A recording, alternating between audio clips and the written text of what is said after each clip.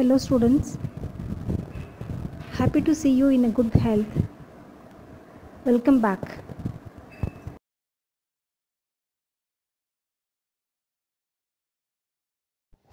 Today in this video we are going to discuss about the curriculum of social science, the first unit in pedagogy of social science.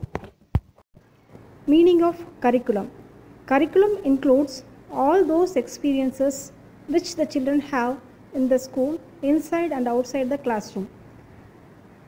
So all the experiences, whatever the experiences we are providing them in the school is called curriculum. So inside the classroom we teach them different subjects like language, maths, science, social science and everything.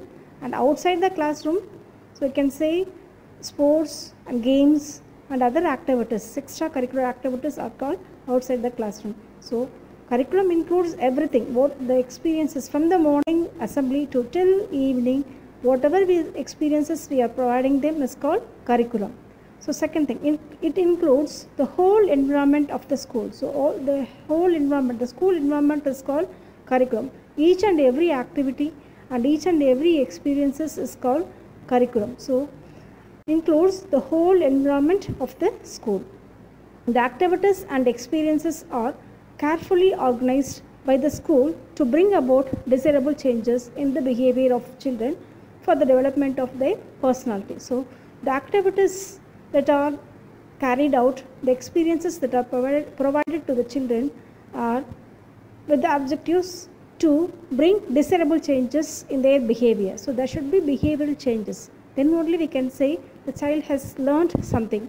So we carefully design the activities so that it will bring changes in their behavior and it will lead to the personality development. Importance of curriculum. Human can acquire knowledge but not other species. Here the human are the one who could be trained, who can gain knowledge and who can be made to think, but not other species. Other species cannot think and they cannot do on their own. Only the human beings can acquire knowledge. So to get more knowledge, to acquire more knowledge, we are framing the curriculum.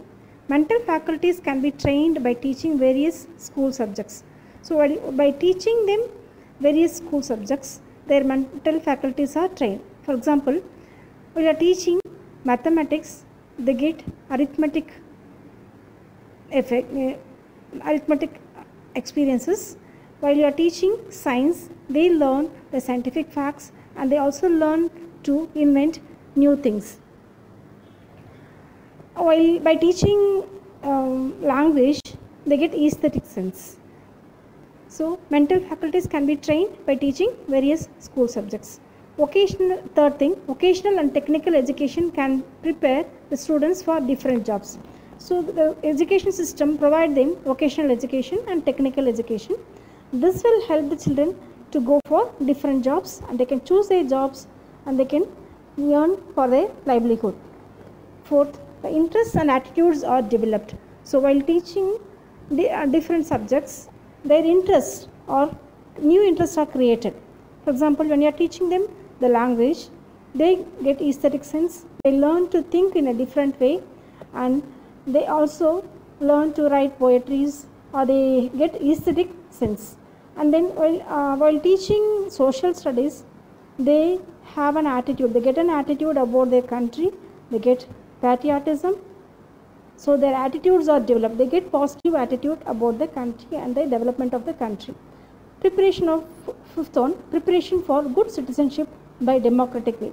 So the school follows a system in a democratic way, so it will help the children to be trained to become a good citizens. Six, to develop the ability of self-realization. So by getting education, the children become self-realized, they know how to lead their life, they can earn for their life and they can take care of their family. So education gives them self-realization. Seventh, to develop the feeling of appropriation and sound judgment. Here the children get the get the experience to judge whether it is good or not, whether it is appropriate or not, appropriate or inappropriate. So here the children, by getting education, the children know what is right and what is wrong. They can judge on their own. Eighth one, education for future life, so that he can earn his living. So by getting education, the children, vocational and technical education, they can earn for their livelihood. So education provides them an opportunity to earn for their life. Ninth one, to encourage scientific inventions and technical development. So by giving education, we are encouraging the children to think in a scientific manner, so that they can go for new inventions and they can develop the country in a technical way. 10th one, brings perfection and all-round development. On the whole, education provides them the all-round development, and it also provides a perfection in their life. Types of curriculum. There are three types of curriculum we are going to see. First one, subject-centered or teacher-centered curriculum. It is the most traditional form of curriculum.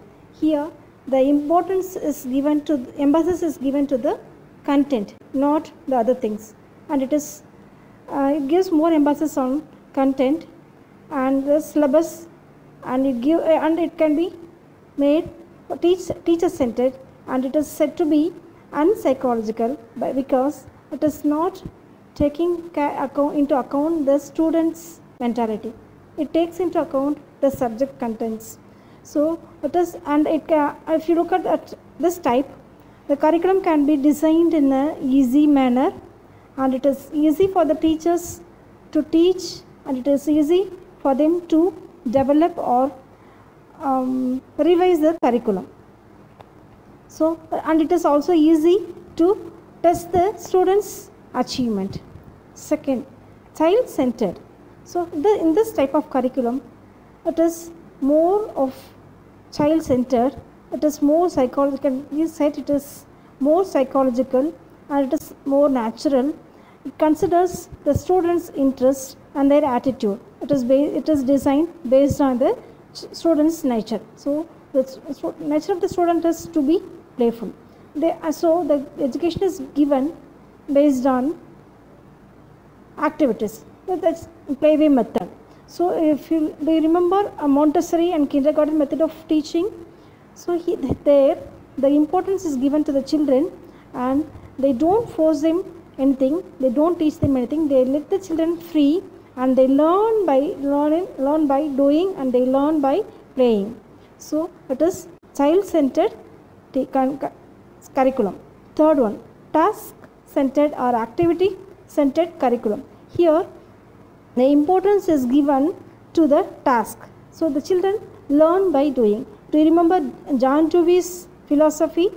So here, project method is the thing that is developed by John Dewey. So by project method, children learn by doing the projects, by doing the activities. So it is mostly activity based learning. And even you can remember Mahatma Gandhi's basic education, where everything should be given based on activities, and children should learn some craft through the activities. So this is activity-centered curriculum. So these are the three types of curriculum. So first one is subject-centered or teacher-centered curriculum, which is traditional and it gives more emphasis on content and not the it is not psychological, it is based on curriculum. Second thing, child-centered curriculum, where it is playway, where children are taught in a playway method. And third one is activity-centered curriculum, where the children are given projects and they learn by doing. So it is activity-centered learning. Factors influencing curriculum development. Management of education. Curriculum and management are closely related and to each other, and they are depending upon each other. They have influencing each other from the beginning. So for example, in India, education comes under concurrent list. You all know that. So both the central government and the state government have their rights on education. They can change the policies. That's why each state in India have different curriculum, and you can know there are different boards. So for example, state board, matriculation, CBSE board. So the management of education has influence on curriculum development. And even that at primary stage, the child center education, and at the secondary stage you can see subject center education, and in higher educations you can see vocational or technical education. So management of education is influencing curriculum development. Second, examination system. The nature and structure of curriculum is based on the examination system. There are two types of examination. One is essay type examination and the other one is objective type examination. Essay type examination questions are based on broad aspects, while the objective type questions are based on specific elements. Nook and corner they will be asking questions, and higher order objectives are assessed through essay type questions, and lower order objectives are measured through objective type questions. Thus, curriculum is influenced by the system of examination that we are going to follow. Third one, form of government. So here the form of government plays an important role, and if it is an autocratic government, then the curriculum will be teacher-centered curriculum, and if it is a democratic government, it will be based on learner-centered curriculum. The next one, board of studies. So here I could see there are different boards at university levels. The board of studies will be deciding the curriculum. So it will decide the curriculum based on the experiences, interests, attitude and mental ability of the children. So board of studies decides the curriculum development. Fifth one, national commissions and committees. So after independence, the government of India has set up many commissions and committees. These commissions and committees goes nook and corner of the country and learn about the social setup, and they decide what are the things that could be included in curriculum, how to change the curriculum. So they are the one who decides the curriculum development. The last one is social change. Social change plays an important role in the curriculum development. So according to the changes in the society, according to the needs of the society, the curriculum is changed. So for example, you could see as NEET examination has become compulsory, we have changed the state governments have changed the curriculum. So to meet the needs of the society, to meet the needs of the changes that are happening in society, the curriculum is being changed, and so social change influences the curriculum development. So there are 6 factors that influence the curriculum development: management of education, examination system, form of government, board of studies, national commissions and committees, social change. Principles of curriculum construction. While we are constructing the curriculum, we should follow some principles. The first thing, from known to unknown. We have learned already. We have know while you are teaching a new lesson, you should see the children's previous knowledge. You have to check the previous knowledge of the children. In the same way, while you are constructing the curriculum, you should start from known things. Then only we have to proceed to unknown things. For example, if you look at the primary school books, the children will be having the syllabus, which are for environmental science. If you look at it, the things will be the children's are the environmental things will be added. That is the plant kingdoms, animal kingdoms. So they know, they see everything every day. So from known, then only we can proceed in when they are going for higher classes, their concepts will be in a higher order. So from known things to unknown things we have to move. Next, from near to far. That is, the curriculum should include the surrounding things, that the nearer things, then only they have to go for faraway things. For example, we should teach the children about our country, then only we can go for other countries' history of foreign countries. So from near to far.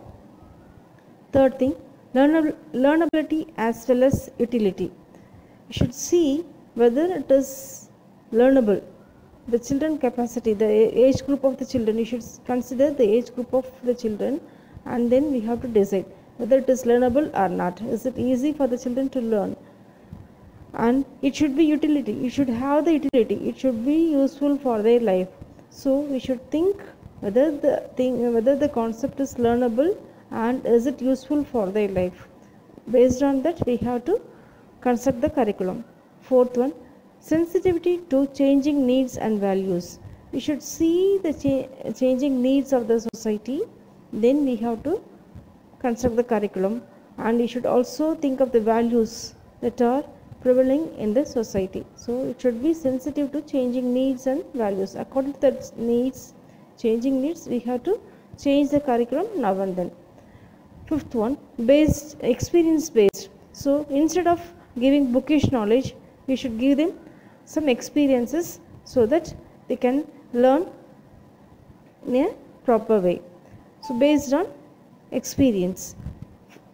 Seventh one, related to community living. So and it should be the curriculum should be related to the community living. So it's not that something mysteries.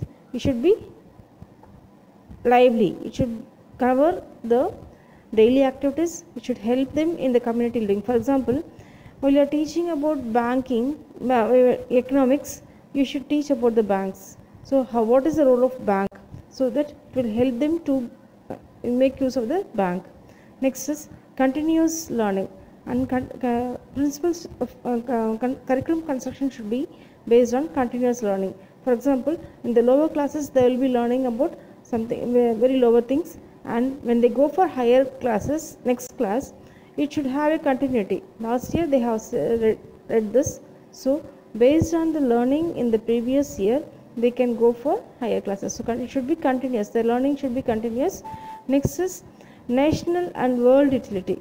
And whatever the children are learning, it should be useful for the country as well as for the world. So they should have the utility purpose of national and world utility. So far we saw the meaning of curriculum, importance of curriculum, types of curriculum, factors influencing curriculum development, and principles of curriculum construction. Hope girls you follow what all the things that have been taught. The next section, next class, we can see selection of content for social studies curriculum, organization of social studies curriculum, curriculum of social science at primary stage and secondary stage.